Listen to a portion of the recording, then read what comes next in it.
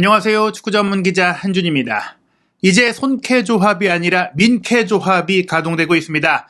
바이에른 뮌헨이 2023-2024 시즌 독일 분데스리가 2라운드 홈 개막전에서 아우크스부르크에 3대1로 승리했는데요. 이날 경기 해리 케인 선수가 분데스리가 진출 후 2경기 연속골이자 멀티골을 성공시켰는데 이 멀티골 두 번째 득점 과정에서 김민재 선수의 기가 막힌 기점 패스가 케인 선수의 골을 끌어냈습니다. 비록 김민재 선수의 직접 어시스트는 아니었지만 이번 경기 역시 김민재 선수의 후방 빌드업과 기점 패스 역할이 빛났는데요.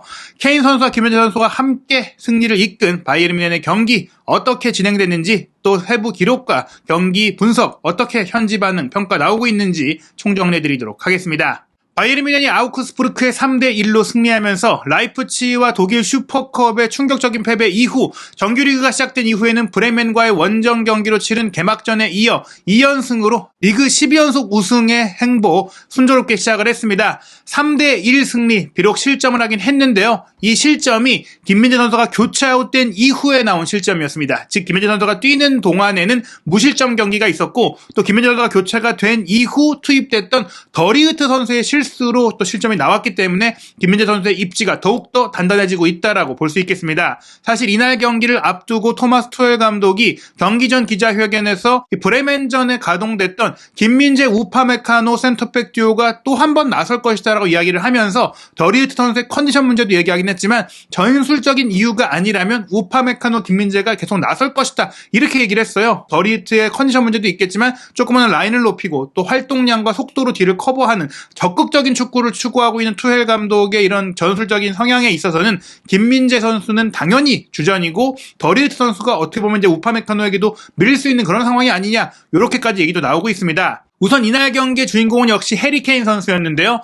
이 경기를 앞두고 현지 언론, 독일 언론과의 인터뷰에서 이런 얘기를 했었죠. 레반도프스키의 위협을 잇고 싶다 혹은 넘고 싶다라고까지 얘기를 했었는데 역시 분데스리가 득점왕에 대한 의지를 보인 것입니다. 분데스리가 경험해보니까 생각보다 빠르다라고도 이야기를 했는데요. 개막전에서 득점한 것에 이어 홈 개막전인 이번 경기는 첫 골을 페널티킥으로 넣은 이후 또 기가 막힌 감각적인 슈팅으로 두 번째 골까지 기록을 하면서 2경기 연속골 그리고 2경기에서 3골을 기록을 했습니다.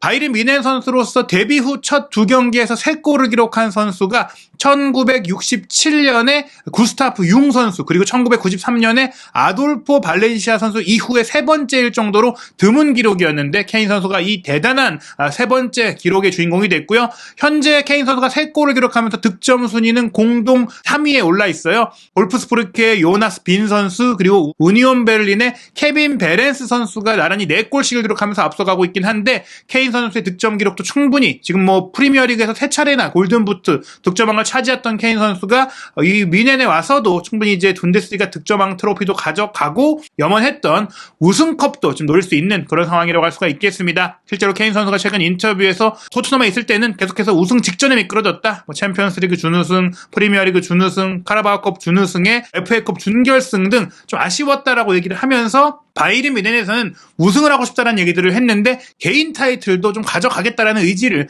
보이고 있는 상황입니다. 이날 멀티골은 그래서 더욱더 의미가 있는데요. 선발 명단 말씀드린 대로 4-2-3-1 포메이션에서 이제 케인 선수가 최전방이었고 김민재 우파메카노가 센터백 콤비였고요. 지금 파바르 선수의 이적이 거의 임박한 가운데 좌우 풀백은 데이비스와 마즈라위로 구성이 됐습니다. 2명의 중앙 미드필더도 최근에 경기력이 좋은 고레츠카가 키미유와 합을 이뤘는데 이선 공격 라인에서 이제 무시알라 선수가 부상을 당하게 됐고 또 지난 브레멘과의 경기에 교체로 들어와서 좋은 플레이를 펼치긴 했지만 투엘 감독이 아직은 선발로 뛸 정도, 풀타임을 뛸 정도의 몸 상태가 아니다라고 밀러 선수에 대해서 이야기를 했거든요. 그러다 보니까 이제 르로이 자네 선수가 이제 이선 중앙에 배치가 됐는데 실제로는 그나브리와 자네가 많이 위치를 바꿔가면서 플레이를 했어요. 그리고 코망 선수가 왼쪽 측면에서 알폰소 데이비스와 좀 합을 맞추는 그런 장면들이 있었는데 왼쪽 라인에서는 김민재 선수가 빌드업의 기점 역할을 했습니다. 사실 이날 전반전에는 꽤 중앙 공격이 되지 않았던 바이에른 뮌헨인데요. 키미 선수가 밑으로 내려와서 이제 후방 빌드업을 함께 했고 또 왼쪽 라인에서는 김민재 선수가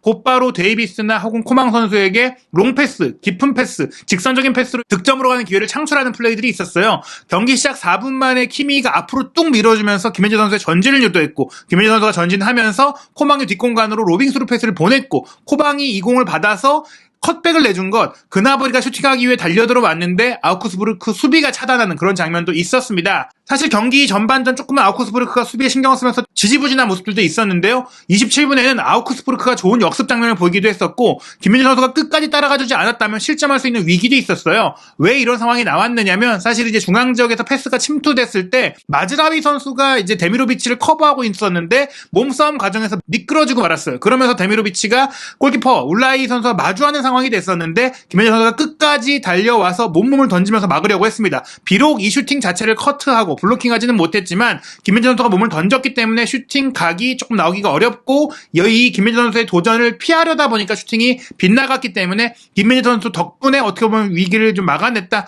이렇게 볼 수가 있는 장면이었어요. 이 위기 장면 이후에는 거의 이제 바이에른 뮌헨의 일방적인 공세가 이어졌는데요. 전반 28분 고레츠카 선수의 강력한 중거리 슈팅을 골키퍼가 간신히 막아낸 이후 33분에 그나브리 선수의 스루 패스를 받은 자네가 문전 우측으로 파고들었거든요. 여기서 시도한 슈팅이 골키퍼를 맞고 수비수 우도카이를 맞고 자책골로 이어진 겁니다. 우도카이를 맞고 골대를 맞고 좀 밖으로 나가는 것 같았는데 이제 골라인 판독 기술을 통해서 골라인을 넘어갔다가 걷어낸 것이 확인이 되면서 행운도 따랐던 선제골이 나왔는데 이 골 이후에는 경기가 좀 편하게 풀렸어요. 37분에는 키미 선수가 공격에 가담해서 시도한 중거리 슈팅이 도어쉬의 핸드볼 파울에 걸리면서 VAR 체크를 통해서 페널티킥이 주어졌고 전반 40분 해리 케인 선수가 과감하게 자신있게 가운데로 이 페널티킥을 밀어 넣으면서 2대0을 만들었습니다. 전반전 기록을 살펴보면 사실 바이에른 뮌헨이 그렇게 쉽게 경기를 풀어가지는 못했죠. 점유율이 57%로 주도하긴 했지만 슈팅 숫자는 6대7, 바이에른 뮌헨보다 아우크스부르크가 더 많이 기록을 했습니다.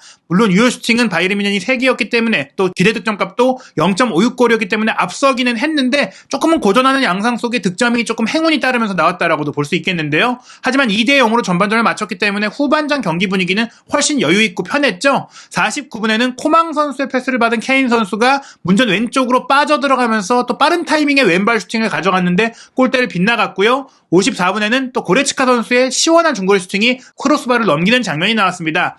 이러한 와중에 케인 선수의 개인적인 두 번째 골이자 바이에른 뮌헨의 팀 세 번째 골이 69분에 나왔는데요. 김민재 선수가 왼쪽 지역에서 시도했던 이 기점 패스가 결정적이었어요. 단번에 공격 지역 전방으로 쭉 뽑아준 공이었는데 데이비스가 공격 가담도 많이 했고 코망이 내려와서 공을 받아주는 장면이 많았거든요. 데이비스와 코망이 공을 주고받으면서 왼쪽에 윙어가 2명이 있는 것 같은 그런 플레이들이 이뤄졌는데 김민재 선수가 밀어준 공을 데이비스와 코망이 2대1 패스를 주고받으면서 아우크스부르크 측면 수비를 완전히 허물어버렸고 여기서 데이비스가 침투에 들어간 이후 케인 선수가 이제 수비 뒷공간으로 들어갈 때 오프사이드 트랩에 걸리지 않도록 좋은 타이밍의 패스를 내줬고요. 케인 선수는 이 패스를 잡지 않고 골키퍼가 각을 좁히러 나오자 논스톱 슈팅으로 툭 밀어넣으면서 골키퍼의 키를 넘기는 감각적인 슈팅으로 필드골을 성공시켰습니다. 이렇게 3대0이 됐는데요. 김민재 선수가 어시스트는 아니지만 그래도 이제 기점이 됐던 결정적인 패스를 뿌린 것뿐 아니라 헤더 걷어내기라든지 경합이라든지 많은 좋은 수비적인 활약을 했었고 또 75분 같은 경우에는 아우크스부르크의 세트피스 공격 상황에서 주도적으로 선수들에게 호통도 치고 위치도 조정하는 리더로서의 모습. 사실 투엘 감독이 김민재 선수가 바이에른 뮌헨의 새로운 수비 리더가 될 수 있는 그런 퀄리티와 멘탈과 이런 리더십을 갖고 있다라고 얘기를 했었는데 그런 모습들이 실제로 이날 경기에도 드러났습니다. 이렇게 활약을 했던 가운데 3대0으로 앞서가고 있었기 때문에 바이에른 뮌헨이 후반전에는 선수 교체를 꽤 많이 가져갔는데요. 먼저 70분에는 마즈라이와 자네, 그나브리를 빼주고 라이머, 마티스텔, 토마스 밀러가 투입이 됐고요.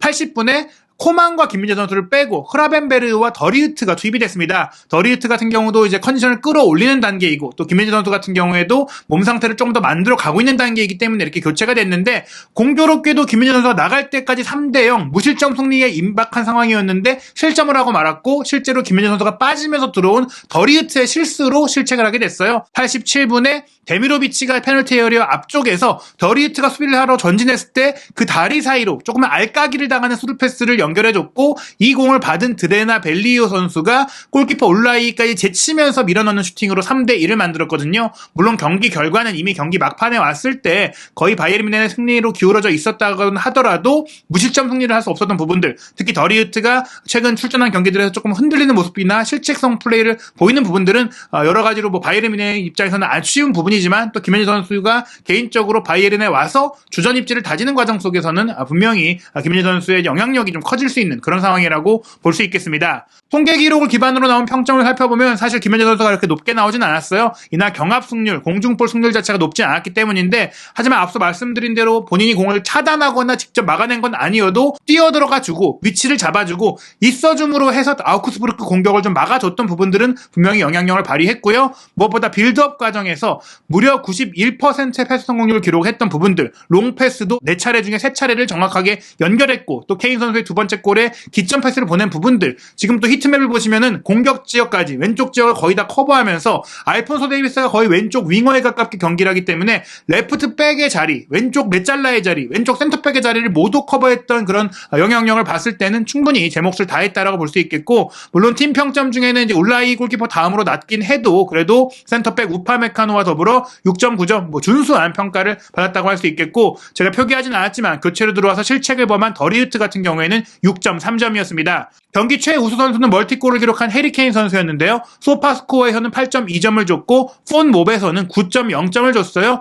두 골을 넣은 것만으로도 압도적인 활약이었는데요. 총 5번의 슈팅이 있었고요. 또 슈팅 정확성은 블로킹된 빗나간 슈팅 외에 이제 2차례의 슈팅이 정확하게 골문 안으로 연결되기도 했고요. 또 한 차례의 드리블 돌파 시도도 정확하게 연결이 됐고, 공격적으로 2차례의 중요한 패스를 보내기도 했었고요. 또 경합에서 굉장히 강했어요. 5번의 지상볼 경합에서 4번 승리하는 80%의 승률을 보여줬고, 또 2차례의 공중볼 중에서도 1번 승리를 했고요. 파울도 3차례를 당했습니다. 그리고 케인 선수가 전반전에는 중앙 공격이 풀리지 않으니까 토트넘에서처럼 뒤쪽으로 내려와서 10번 플레이메이커, 공을 뿌려주고 배급하는 역할도 함께 해줬거든요. 아무래도 무시알라가 좀 부상으로 빠졌고 또 토마스 밀러까지 없는 상태에서는 솔직히 바이에른 뮌헨이 2선 중앙 공격이 좀 답답한 그런 모습들이 있었는데, 케인 선수가 이걸 풀어줬고 또 케인 선수의 골이 나오면서 경기가 살아났다는 점에 있어서는 케인 선수가 사실 이제 라이프치히와의 슈퍼컵 때 조금 아쉬운 모습들이 있었지만 하루 만에 치렀던 경기잖아요. 브레멘전에 이어 이번 경기는 조금 더 영향력을 높여가는 모습을 통해서 역시 케인은 케인이구나라는 모습을 보여줬다고 할 수 있겠습니다. 바이에른 뮌헨이 분데스리가에서는 분명히 압도적인 모습을 보이고 있기 때문에 정말 좀 관심이 되는 것은 챔피언스리그에서의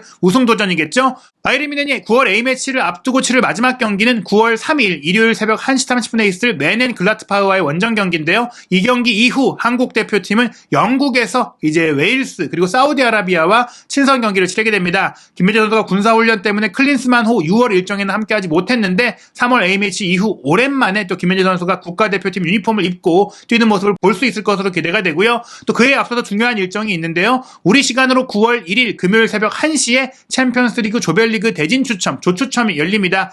이강인 선수가 뛰고 있는 파리 생제르맹 그리고 김민재 선수가 활약하고 있는 바이에른 뮌헨이 이번에 이제 챔피언스리그 무대에 나서고 또 한국인 선수들의 챔피언스리그 활약 어떻게 펼쳐질지 우승까지 누릴 수 있을지 기대가 되는데요. 과연 챔피언스리그 조편성 결과 그리고 오는 주말 A매치전 마지막 유럽리그 상황까지 한준TV에서 최신 소식들 확인하시기 바랍니다.